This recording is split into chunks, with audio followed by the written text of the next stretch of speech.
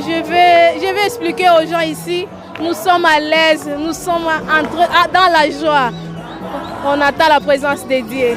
Je me sens vraiment très bien, je suis ravie parce qu'ici il y a l'onction, je suis sûre que Dieu est avec nous et il va agir en notre faveur car il est là avec nous.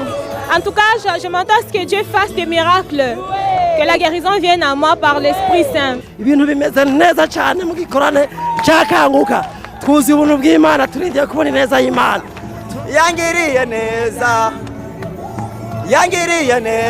twumva umunezero mwinshi utagira ukungana Imana ihabwa icyubahiro cyane twiteze igitangaza mwabonye ko ibitangaza byatanguye kugaragara kuva mu gitondo abantu bariko barafashwa turizeye presence y'umukozi w'Imana kwa iciza gukora haleluya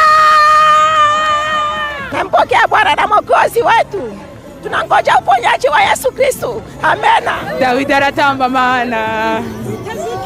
Niteze igitangaza kiva kuri ndiho. N'ubushobozi kubona igitangaza mu buzima bwanje. Turabaramukije Shalom. Turi mu gikorane kidasanzwe cyo kubohoka no gukira ingwara. Abataraza tubasaba ngo bihute. Ubushobozi bw'Imana bwatanguye kugaragara. Imana iriko irakora ibidasanzwe muri kino gikorane. Karibu dusangire imigisha y'Imana. Twiyumva neza cyane turaryohewe. Ingene Imana yazanye ikanguro mu gihugu cyacu cy'u Burundi.